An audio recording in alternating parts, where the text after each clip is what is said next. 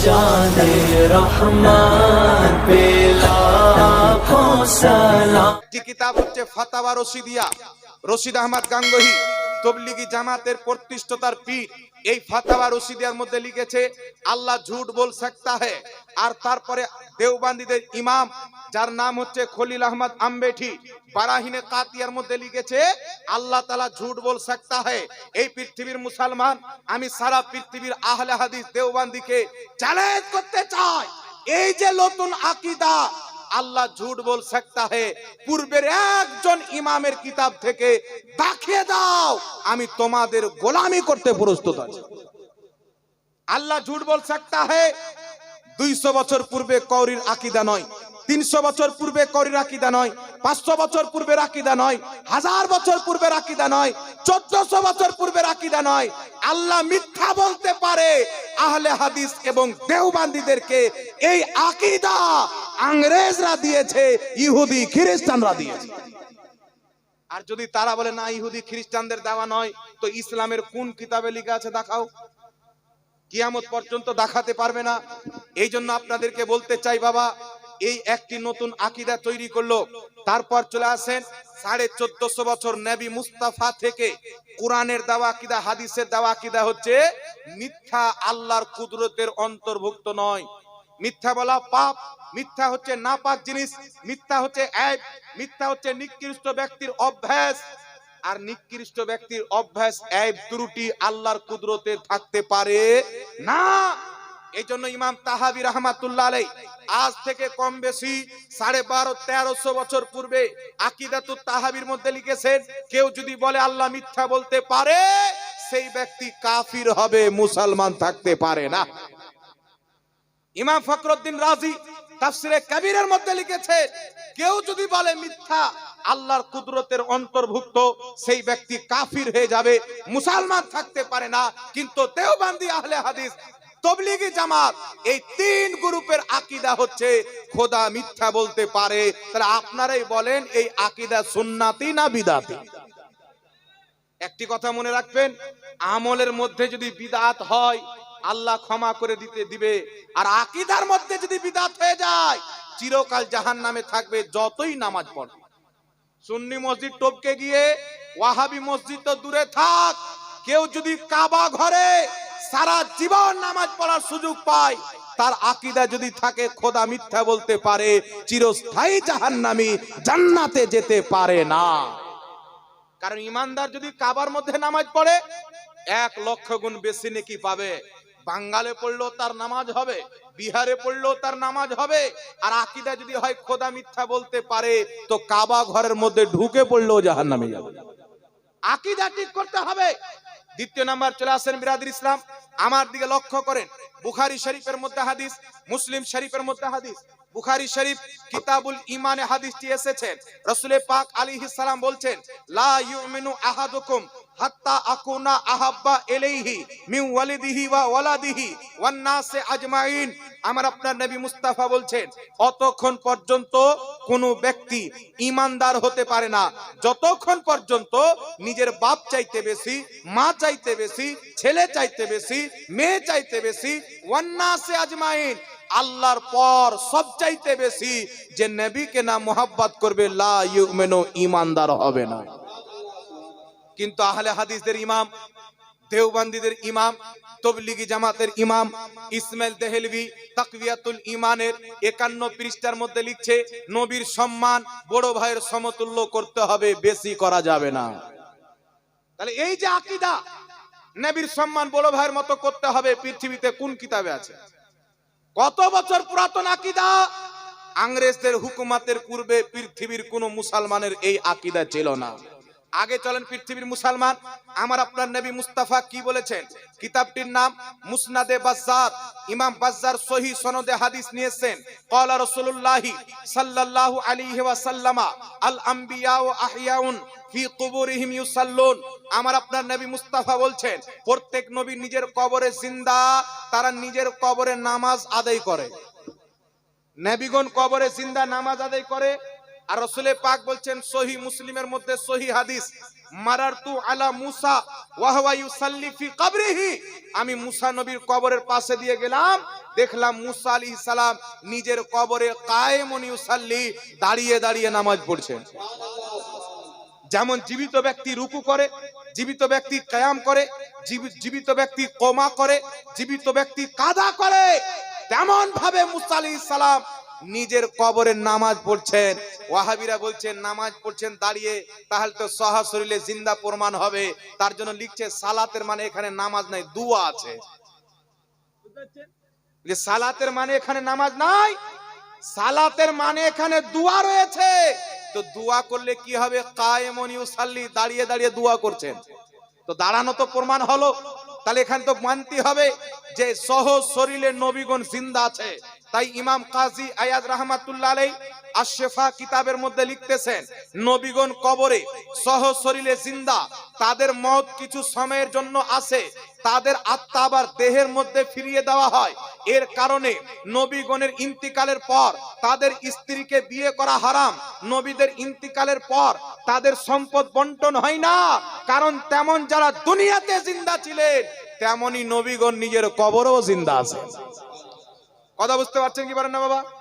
এই জন্য ইমাম নববী রাহমাতুল্লাহ আলাইহি শারহে মুসলিমের মধ্যে লিখেছেন, আর রাসূল পাকের সহিহ মুসলিমে হাদিসও আছেন, আল্লাহর নবী বলছেন আমি মুসা নবীকে দেখলাম তালবিয়া পাঠ করছিলেন, লাব্বাইক লাব্বাইক আল্লাহুম্মা লাব্বাইক লা শারীকা লাকা লাব্বাইক।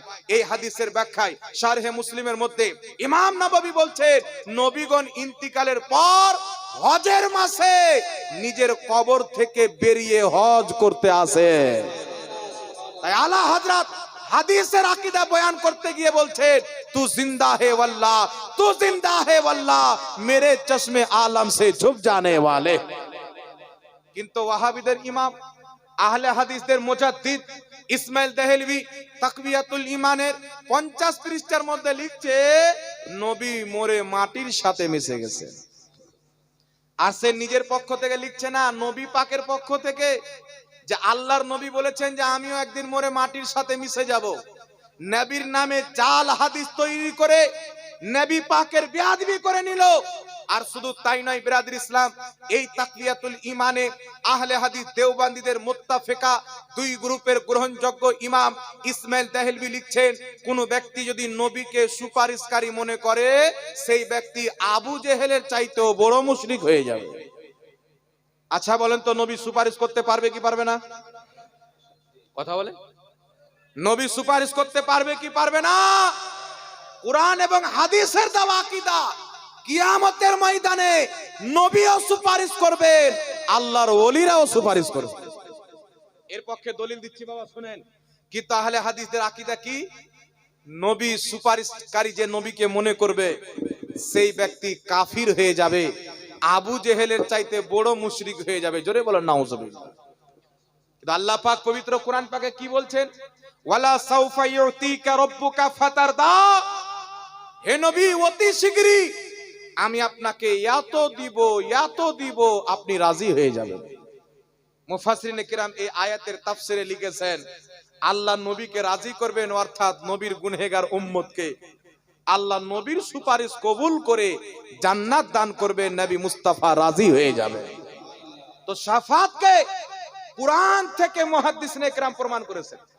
আগে চলেন পৃথিবীর মুসলমান কিতাব খুলেন, সুনান ইবনে মাজাহ, সুনানে আবু দাউদ, সহিহ সনদে হাদিস এসেছেন আন আনাস ইবনে মালিক রাদিয়াল্লাহু তাআলা আনহু قال قال رسول الله صلى الله عليه وسلم শাফাআতি লিআহলিল কাবাইর মিন উম্মতি। আমার আপনার নবী মুস্তাফা বলছেন কিয়ামতের ময়দানে আমার উম্মতের বড় বড় পাপীদের সুপারিশ করে আমি মুস্তাফা তাদেরকে জান্নাতে নিয়ে যাব। কিতাব খুলেন ইবনে মাজাহ শরীফ, জিবরিল আমিন এসে বলছেন ইয়া রাসূলুল্লাহ আল্লাহ পাক আপনাকে দুটি অপশন দিয়েছেন।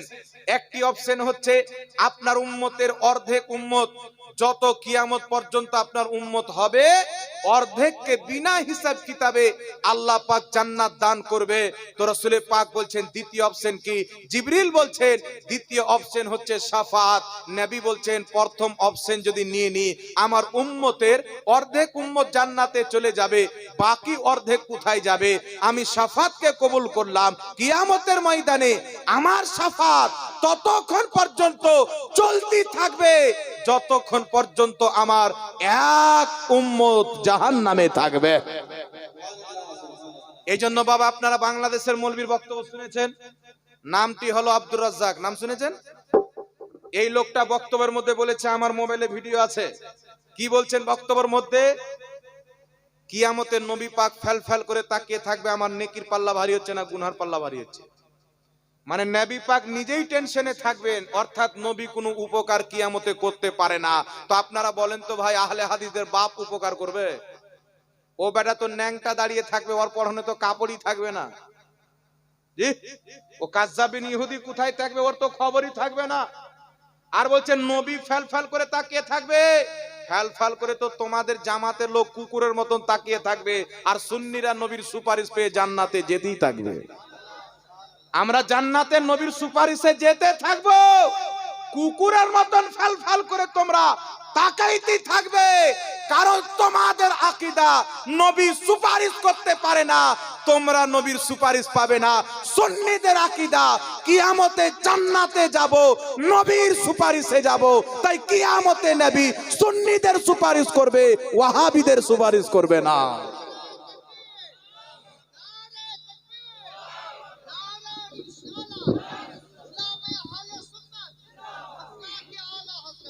এই জন্য পৃথিবীর মুসলমান, আর আপনাদেরকে আরেকটি হাদিস শোনাতে চাই, একটু আমার দিকে লক্ষ্য করেন। একটা কথা মনে রাখবেন, সহিহ মুসলিমের মধ্যে রাসূল পাক বলেছেন কিয়ামতে আমার সুপারিশ, আমার শাফাত এত উত্তম হবে, ইব্রাহিম খলিলুল্লাহ আমার দিকে তাকিয়ে থাকবেন, প্রত্যেক নবী নবী মুস্তাফার দিকে ধ্যান দিয়ে থাকবেন, নবী মুস্তাফার সুপারিশ নবীগণেরও ইচ্ছা হবে। জোরে বল সুবহানাল্লাহ।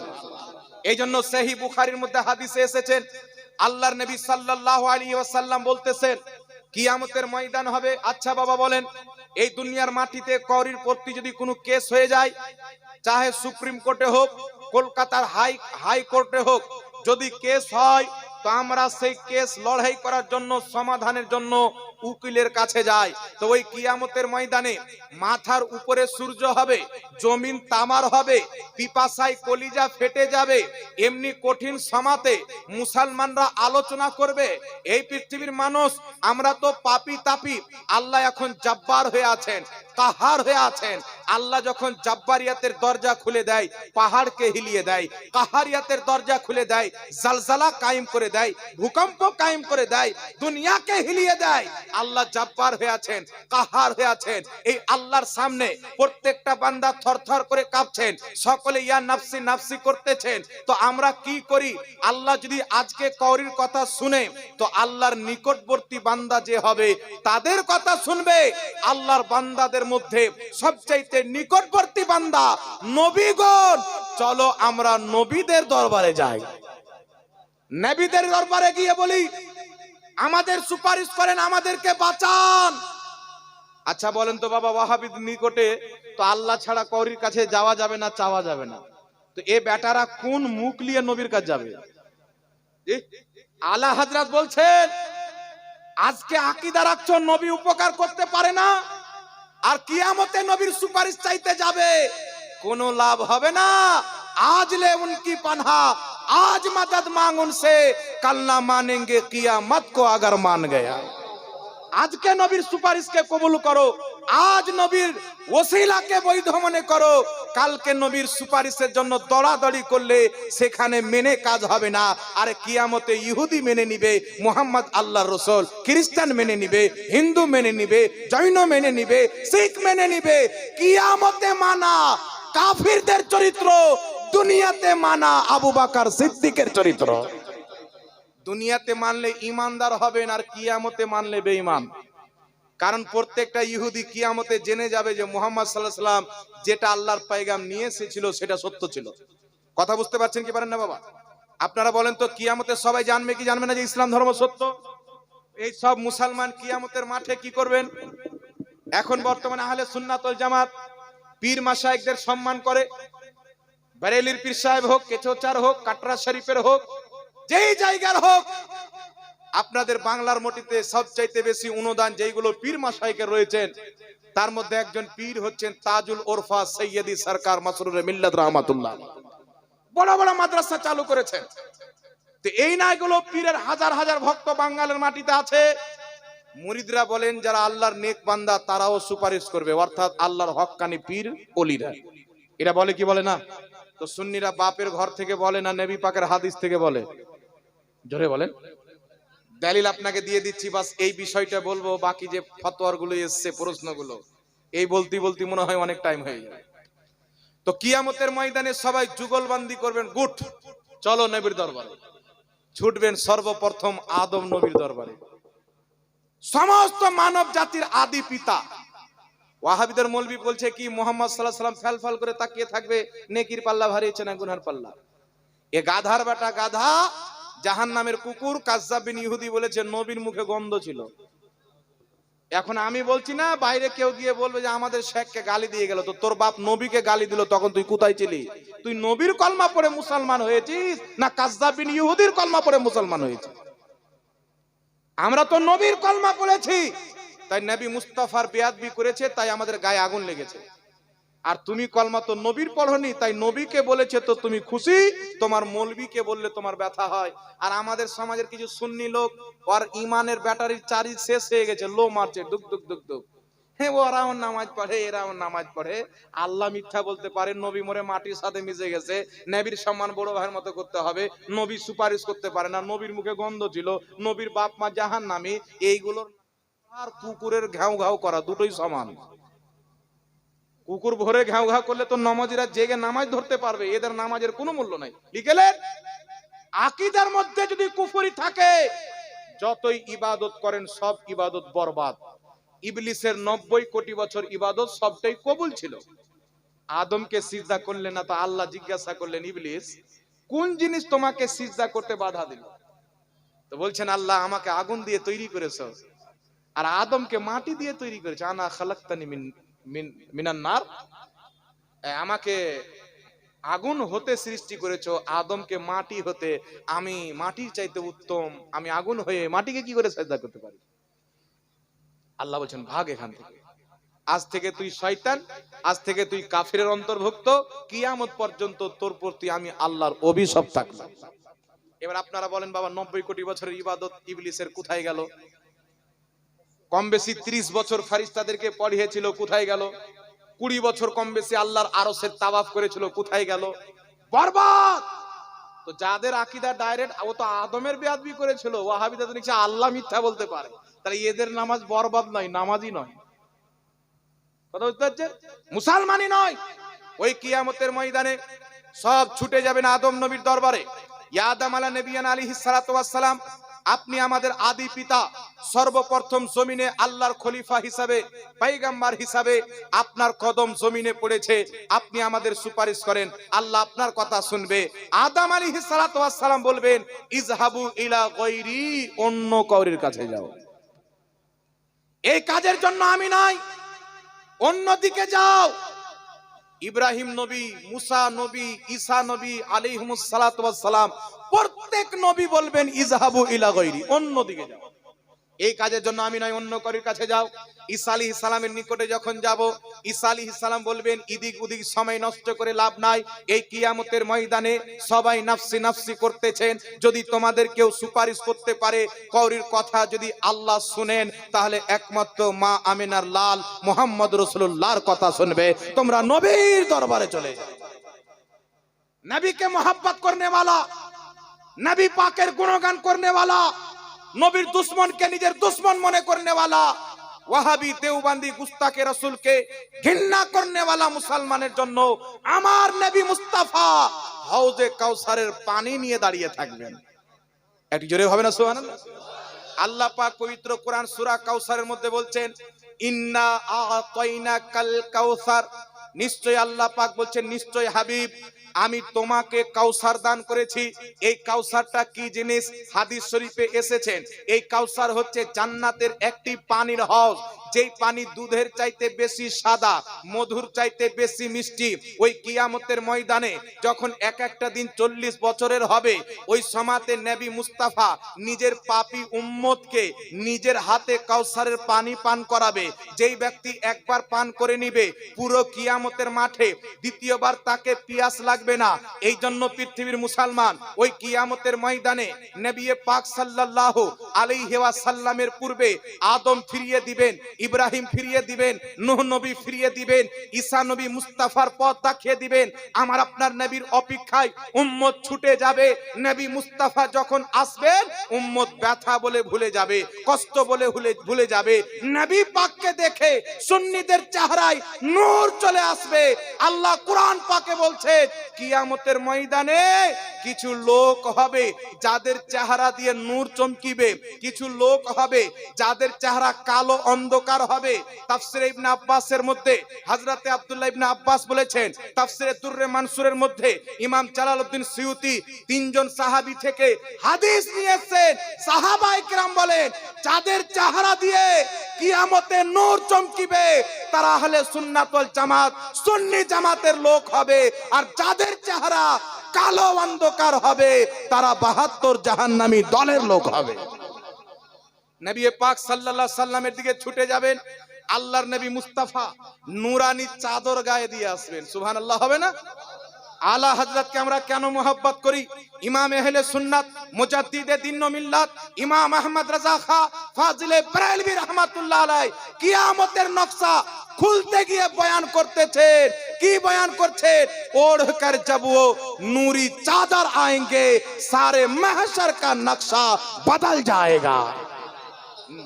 নবী নূরানি চাদর গায়ে দিয়ে আসবেন, নবী মুস্তাফাকে দেখে হাসরের নকশা চেঞ্জ হয়ে যাবে, সুন্নিদের কলিজা ফুলে যাবে।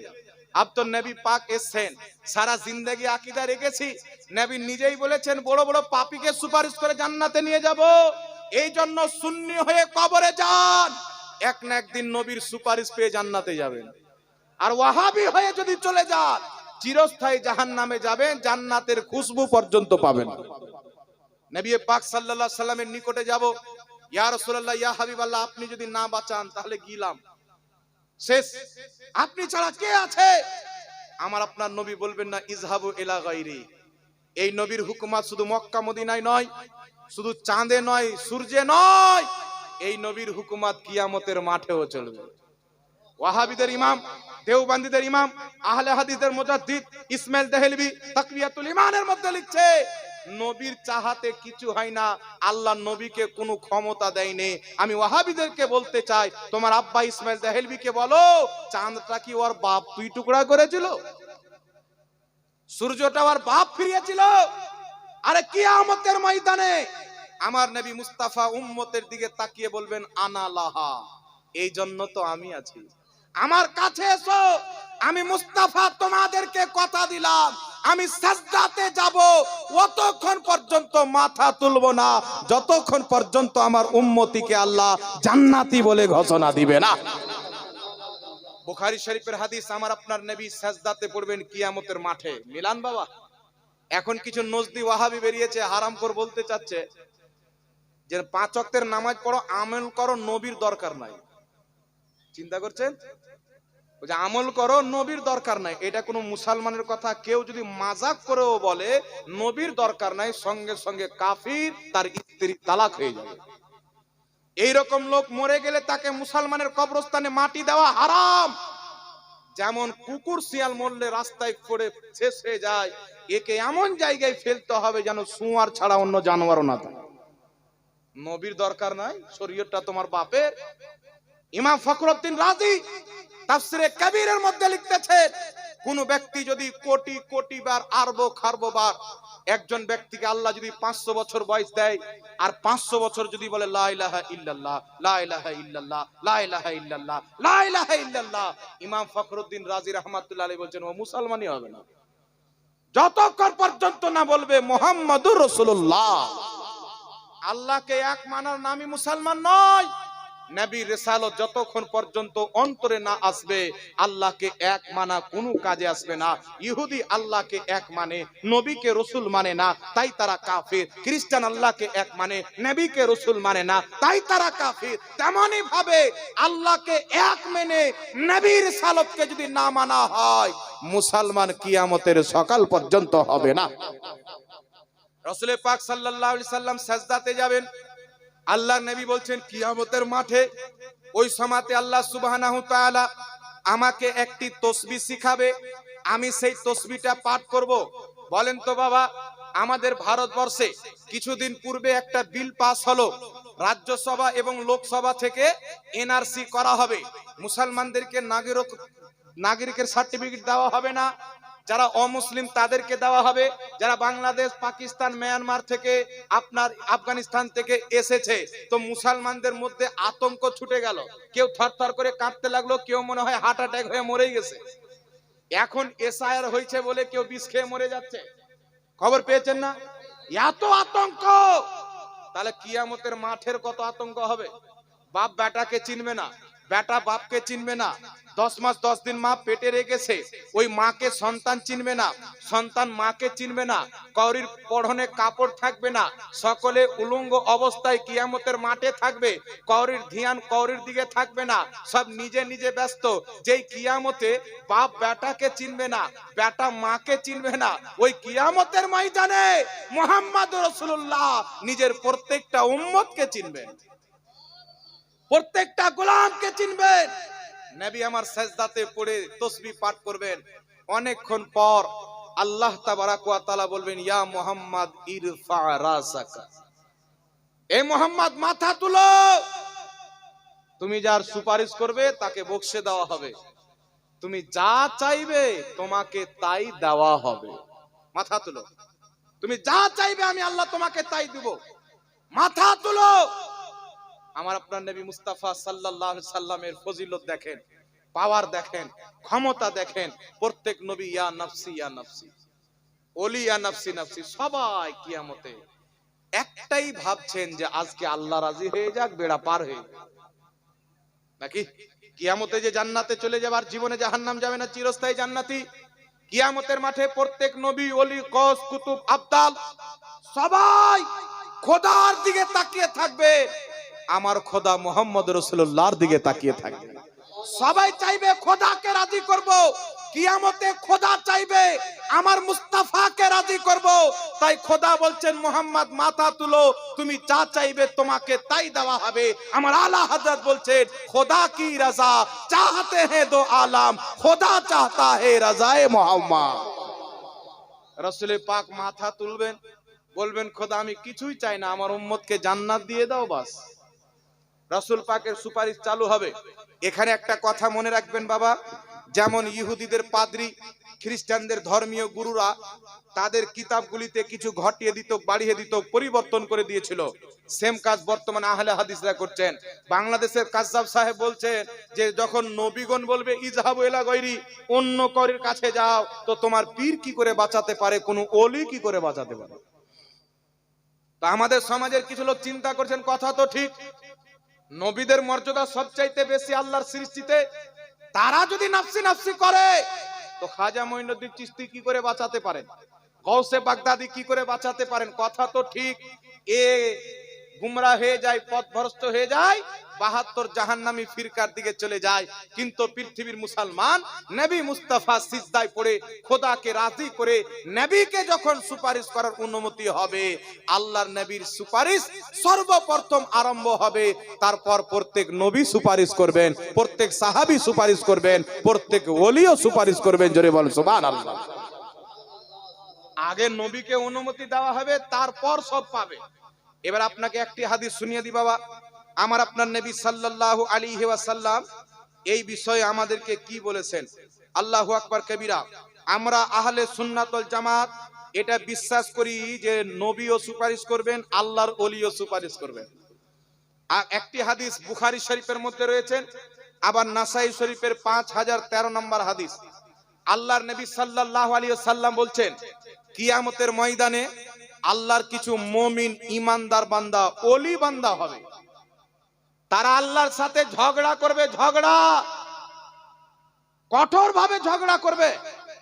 কি ঝগড়া করবে? আল্লাহ কোরআনে বলেছেন লাহুমুল বুশরা ফিল হায়াতিদ দুনিয়া ওয়া ফিল আখিরাহ। হে নবী, এ আমার ওলিরা তোমাদেরকে দুনিয়াতে আখিরাতে তোমাদের জন্য সুসংবাদ, যারা আল্লাহর ওলি।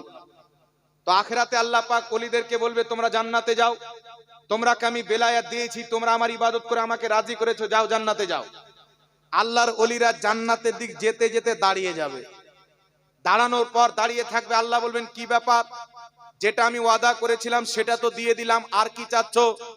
ওলিরা বলবে আল্লাহ আমাদেরকে জান্নাত দিচ্ছ, আমাদের ভাই যারা আমাদের সাথে নামাজ পড়তো, আমাদের ভক্ত, আমাদের মুরিদ, এদেরকে কোথায় জান্নাত দিচ্ছ? তারা থাকবে জাহান্নামে, আর আমরা ওলি আল্লাহ যাব জান্নাতে। না, তাদেরকেও তোমাকে জান্নাত দিতে হবে, আল্লাহ তোমাকে তাদেরকেও জান্নাত দিতে হবে। এটা নবী পাকের হাদিস শোনাচ্ছি, কোন নজদি ওয়াহাবির বাপের কিসসা কাহিনী শোনাই না।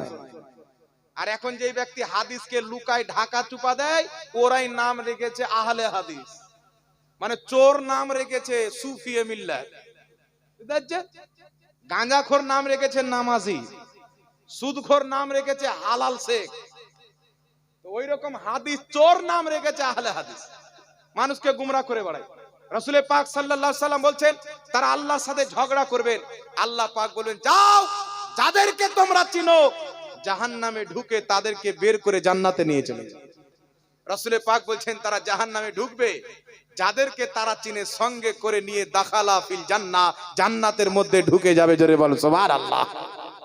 এই জন্য দারে কুতনির মধ্যে হাসান সনদে হাদিস এসেছেন, রাসূল পাক সাল্লাল্লাহু আলাইহি সাল্লাম বলছেন আমার উম্মতের মধ্যে কিছু এমন লোক হবে, তারা উমুক খানদান, নবীর যুগে বড় বড় খানদান হতো যেমন বানু কুলাইব, বানু তামিম, একটি গোত্রের নাম নিয়ে রাসূল পাক বলছেন উমুক গোত্রের সমতুল্য ব্যক্তিকে আমার উম্মতে এমন এমন আল্লাহর ওলি হবে, একজন জান্নাতে নিয়ে যাবে। জোরে বলো সুবহানাল্লাহ।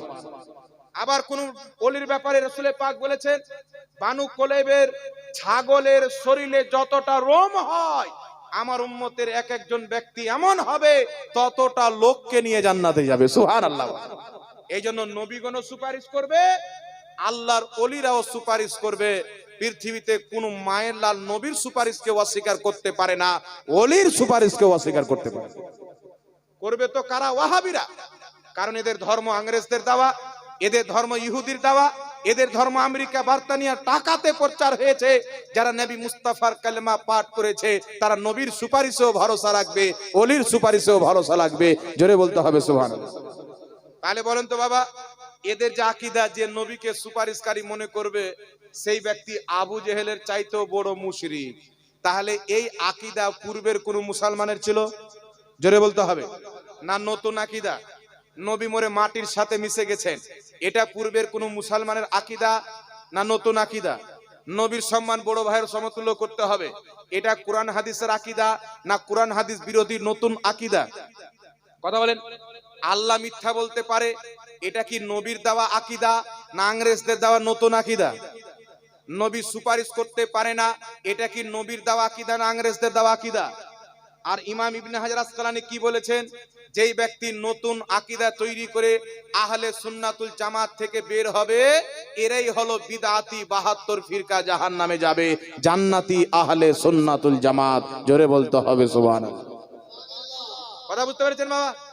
তো যাদের আকীদা এই 150 বছর পুরাতন, এরা আমাদেরকে বলছে মিলাদুন নবী কোথায় আছে, মিলাদ কোথায় আছে, উমুক কোথায় আছে।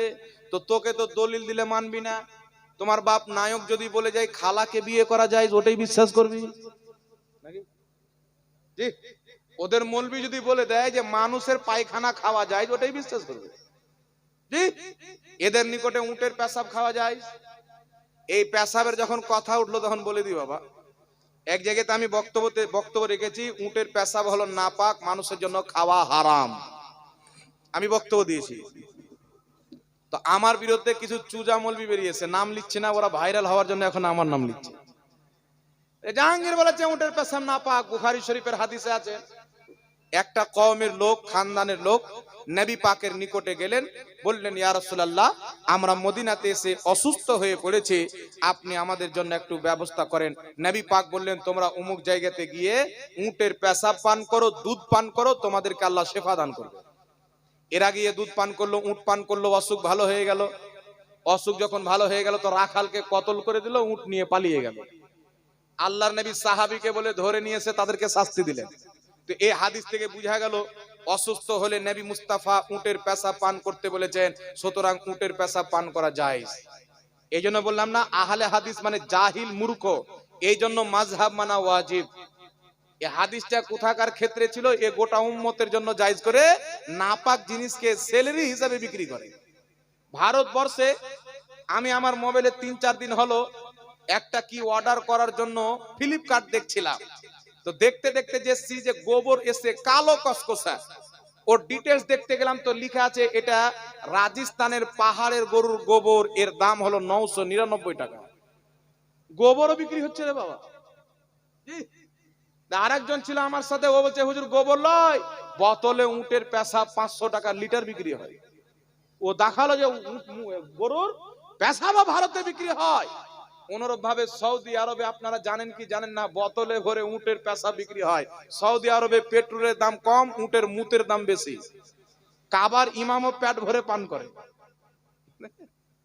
এদের নিকটে যাই তো উটের পেশাব বিক্রি করে পান করে। শুনেন, রাসূল পাক সাল্লাল্লাহু আলাইহি সাল্লাম এই যে 8 জন এসেছিল মুনাফিক গ্রুপের লোক, নবীর সামনে নাম দেখে কালমা পড়ে গিয়ে আবার নবীর খেলাফের নবীর হুকুমের বিপক্ষে হয়ে নবী পাকের রাখালকে মেরে দিল, উট নিয়ে পালিয়ে গেল। এই মুনাফিক, এদের ব্যাপারে 1000 বছর পূর্বে, মাইকলা কোথায় আছে ভাই? একটু কম করুন, হালকা মাইক ভালো আছে, একটু হালকা করুন। ইমাম সারাকসি রাহমাতুল্লাহ আলাইহি বলছেন, নবী পাককে ওহির মাধ্যমে আল্লাহ জানিয়েছিলেন এই মুনাফিকদের জন্য শেফা এই নাপাক জিনিসই রয়েছে। এই জন্য নবী পাক তাদেরকে ওটা পান করতে বললেন। ইমাম বাইহাকি সুনানুল কুবরালিল বাইহাকি হাদিসের কিতাবের মধ্যে লিখছেন যে এটা নবী পাককে ওহির মাধ্যমে জানানো হয়েছিল, শুধু ওই মুনাফিকদের জন্যই নবী পাক এটা খেতে অনুমতি দিয়েছিলেন। বাকি এই হাদিস নিয়ে পৃথিবীর কোন সাহাবী, পৃথিবীর কোন ইমাম, পৃথিবীর কোন মুহাদ্দিস, পৃথিবীর কোন তাবেঈ, আবু বকর সিদ্দিকের খেলাফতের আমল, হযরত উমর ফারুকের খেলাফতের আমল, হযরত মাওলা আলী, উসমান গনি, পৃথিবীর কোন সাহাবী এই হাদিস নিয়ে নবীর উম্মতের জন্য উটের পেশাবকে হালাল করেনি। কথা বুঝছেন? তো যদি এটা হালাল সমস্ত উম্মতের জন্য হতো বাবা, তো আবু বকর সিদ্দিকের জামানাও তো মানুষ খেত, উমর ফারুকের জামানায় খেত, মুহাদ্দিসরাও জায়েজ বলতো। মুহাদ্দিসগণ ইমাম বাইহাকি সহ লিখছেন এটা একমাত্র তাদেরই জন্য ছিল মুনাফিক। মুনাফিকের জন্য শেফা নাপাক জিনিসে হতে পারে, মুমিনের জন্য কোন নাপাক জিনিসে শেফা থাকতে পারে না। জোরে বলেন সুবহানাল্লাহ।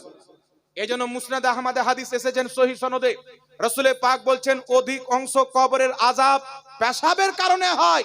হযরতে আব্দুল্লাহ ইবনে উমারের ব্যাপারে হাদিস এসেছেন তাহাবি শরীফে। কিছু সাহাবী এসে বললেন, হুজুর আমাদের জামাতে উটের পেশাব লেগে যায়, তো আমরা কি করব? তিনি বললেন যতটুকু পেশাব লাগবে ততটুকু ধুয়ে নিবে, তারপর নামাজ পড়বে, কারণ পেশাব নাপাক। আর বাংলাদেশের কাজদার সাহেব বলছেন নিজের জামাটা গাভীর পেশাবে ডুবিয়ে নিয়ে গায়ে দিয়ে নামাজ পড়েন, আপনার নামাজ হয়ে যাবে, কোনো সমস্যা নাই। এ তো খ্রিস্টানদের নামাজ, মুসলমানদের নামাজ তো হবে না। মামা আমার মোবাইলটা কার কাছে আছে? ছোট মোবাইলটা কোথায় আছে? পলাশ।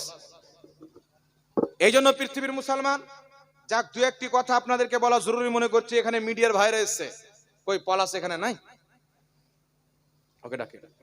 আমার দিকে শুনেন বাবা, আমাদের হানাফি মাযহাবের একটি কিতাব আছে ফাতাওয়া আলমগীরি, ওর বাংলা কিতাব কালিয়াচক না কোথায় থেকে জলঙ্গির বিমল দাসের বেটা আর কলকাতার রাজমিস্ত্রি কিনেছে, বুঝতে পারলেন?